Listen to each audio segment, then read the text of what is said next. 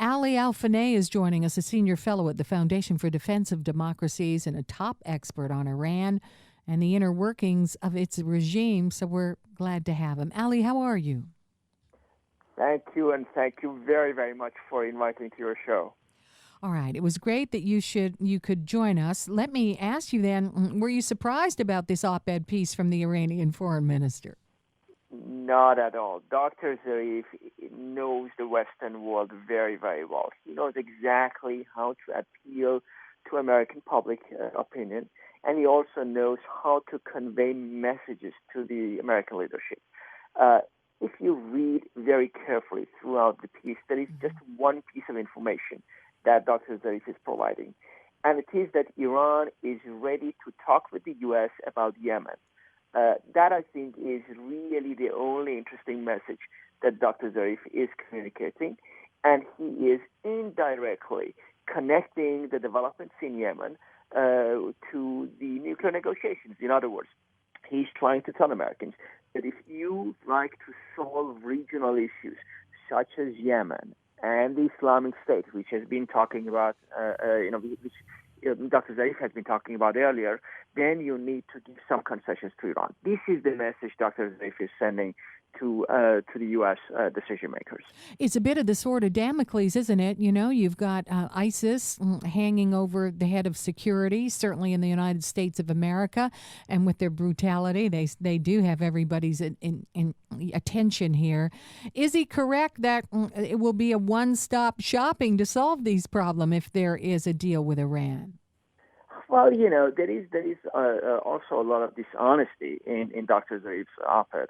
What he does not explain is that one of the reasons why the Islamic State emerged is because the regime in Tehran and its proxies in Iraq, they marginalized Sunni Arabs and radicalized them. So some of them are actually supporting the Islamic State. What he also is not saying openly is that presence and emergence of the Islamic State is legitimizing Iran's military presence in Iraq. So these are some of the things that Dr. Zarif is silent about. But he is, first and foremost, trying to tell the U.S. government that if you need our help in Iraq, if you need our help in Yemen, you need to give us some concessions in the nuclear issue. That is really the core of the message he's communicating. And how do you think this is going to go over, Ali?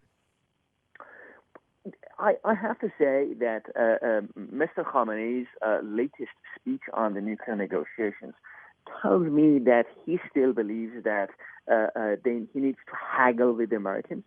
He believes that he can get some more concessions from the Obama administration, particularly when it comes to the issue of inspections of military sites other than the nuclear installations. He was very clear, and he said that he would absolutely not tolerate such inspections. And I think, I have to say that, I would not be surprised if the Obama administration accommodates the wishes of Supreme Leader Khamenei. Yeah. But he has to also appease, to some degree, the rest of the United States.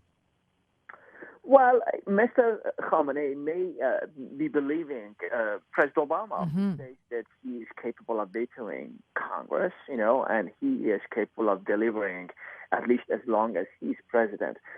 So it seems that President Obama is interested in postponing the nuclear crisis, which everyone expects to happen sooner or later. And so is Mr. Khamenei, because Mr. Obama wants to delay the crisis until a time that he no longer is in office. And Mr. Khamenei is in very, very bad need of cash. He needs sanctions relief.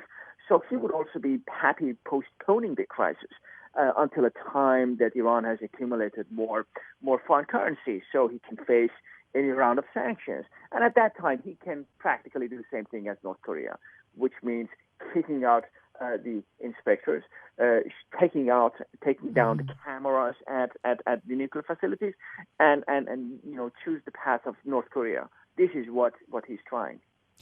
Also today, and I know we're going to talk about it, is there was breaking news that a Washington Post writer has been arrested in Iran. So we have kind of two scenarios playing themselves out in the headlines today.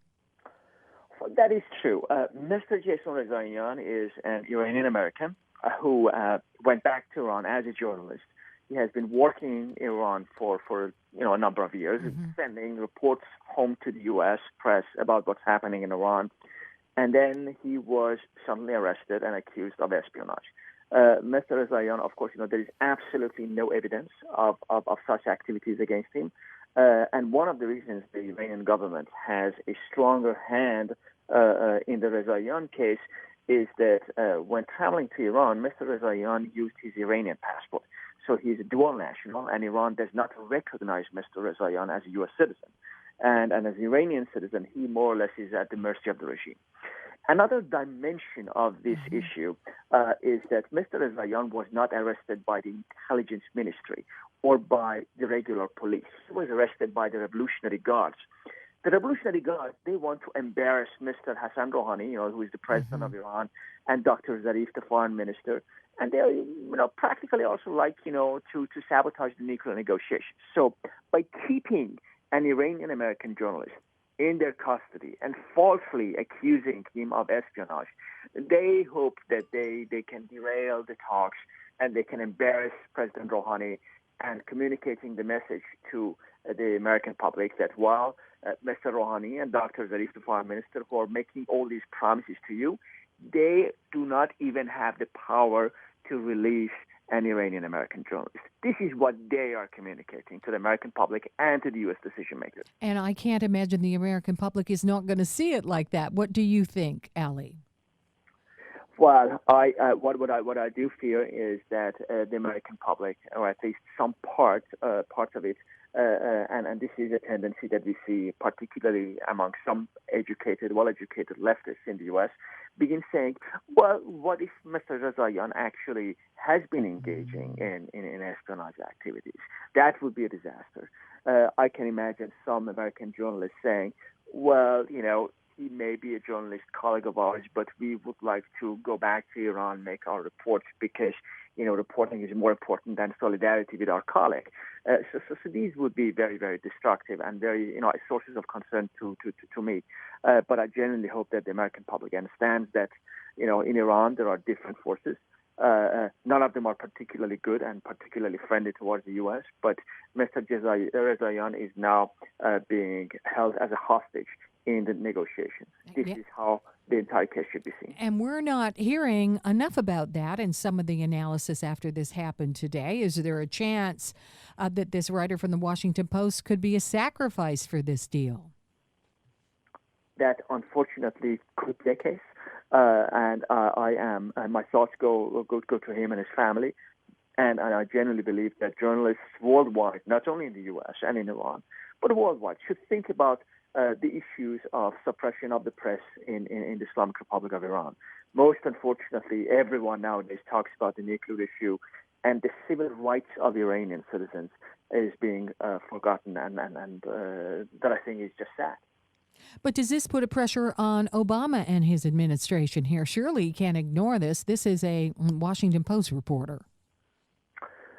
President Obama does not seem to have made the Rezaian case a priority. Otherwise, the nuclear negotiations would not have advanced as much. So if it was a priority, things would have been very different. But, that was not apparently and clearly not the case. All right, finally, let me ask you, Ali, how important is all this? How important is this to peace and prosperity in the big picture for the United States and really the world? Well, unfortunately, I see a tendency where the American leadership, or at least some parts of it, the one in the White House currently, they have lost their faith in American supremacy. They have lost their faith in what America is all about and what role it should play in the world. For them, withdrawal is more important than engagement. For them, the little compromises with dictatorships seems to be more important than actually standing up for what America has always been about and what Americans believe in. And I genuinely hope that it all changes. All right, Ali Alfoneh, thank you so much for joining us. We appreciate it. Thank you.